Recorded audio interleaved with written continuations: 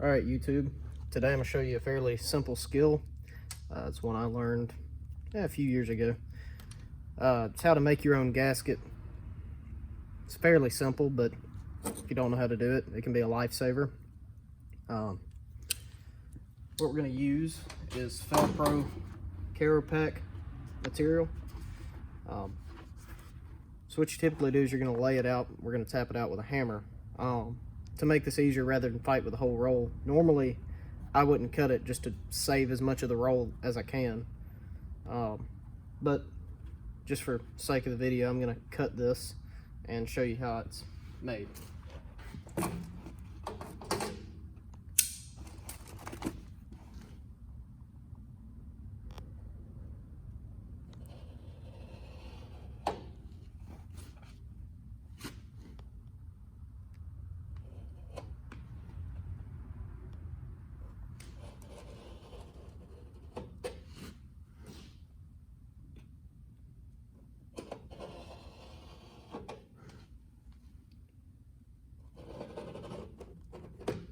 So these rolls are fairly inexpensive.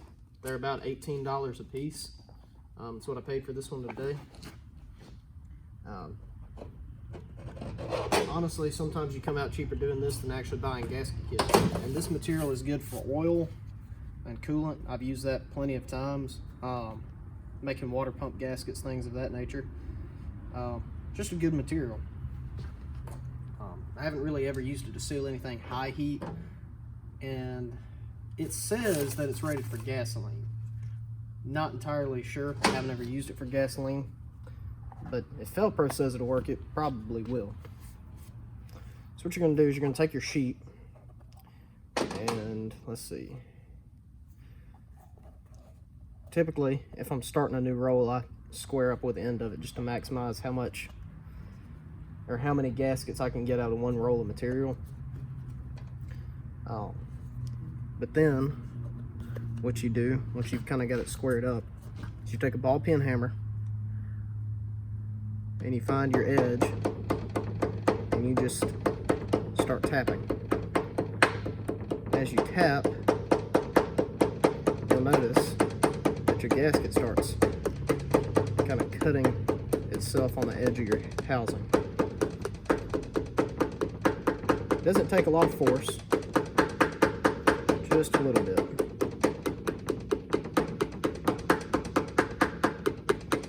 The main thing is you want to make sure you're holding it snug and make sure you're not shifting it too much, because it will try to shift on you as you're cutting, just because you're hitting it with a hammer.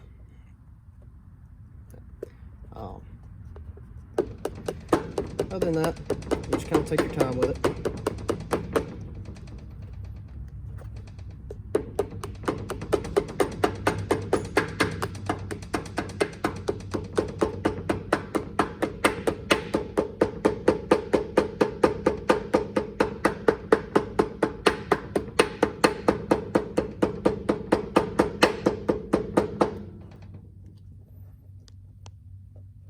Like I said, you may have to adjust it a little as you go.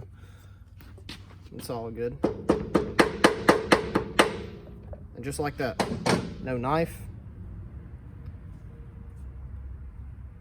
This is a little thicker than some of the stuff I've used, but it's a standard thickness on the gasket material most of the time. It does pretty good.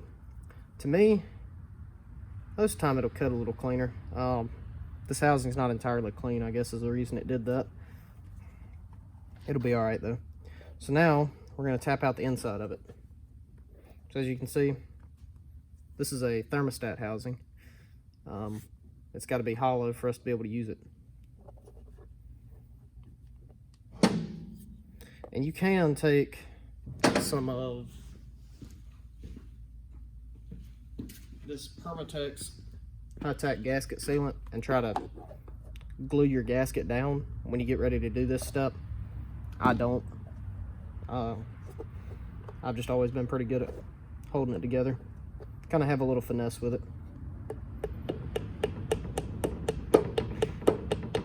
Now this step here, you might want to be a little bit more careful to your precision, because you've already cut your outside gasket. You can't really shift a whole lot. And you want to be sure that you're hitting the edge of the inside of the housing. Because if you hit the middle, you're going to pull the whole gasket in, probably shift it, bend it, or worse, you tear it and have to start over.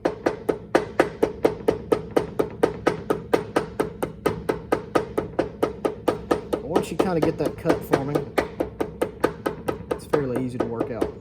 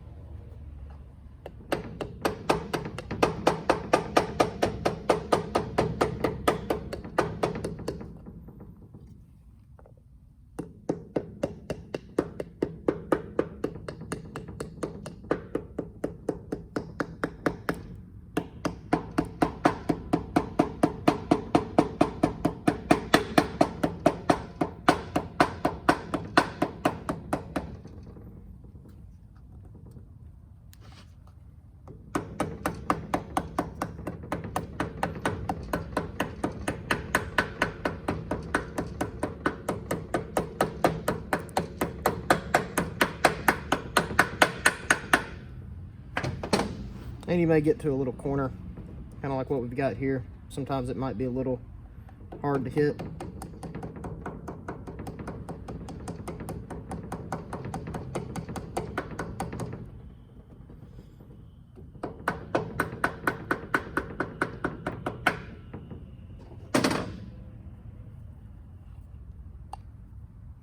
But just like that, we've got a gasket. Now as for your bolt holes, where your bolts, what we got is a little plate that's got to go down here, and that plate gets bolted on here and here. You can just take your hammer,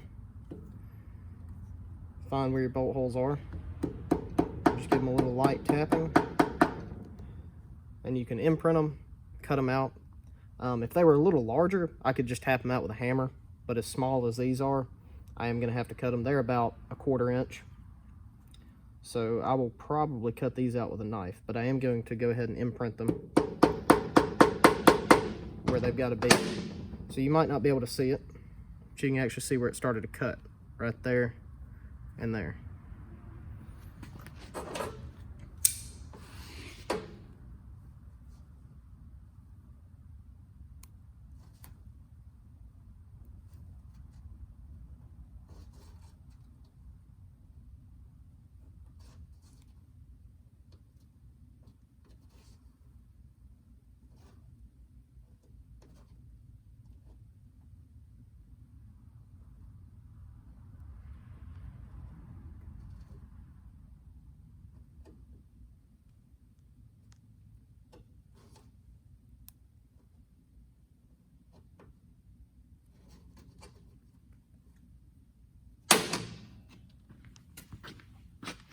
Sometimes if you have a symmetrical gasket, you can turn it over and punch them the other way.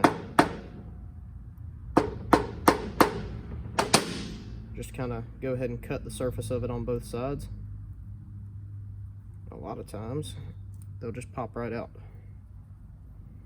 Like I said, the more you do it, the better you'll get at it. Just like that.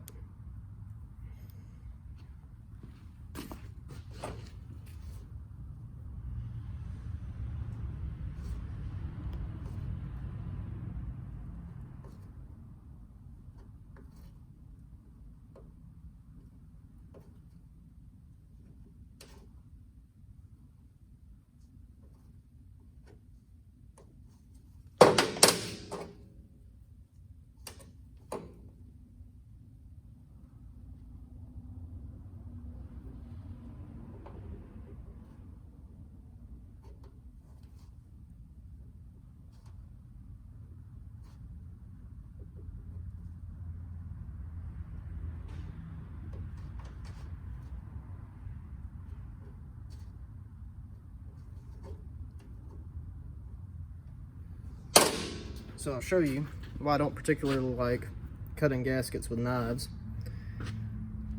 Right there, sometimes your knife will slip a little and get cut in there. Of course, I know you can remedy that by using something like an X-Acto knife or a razor. And yeah, I'm using a pocket knife, but it is all I've got today.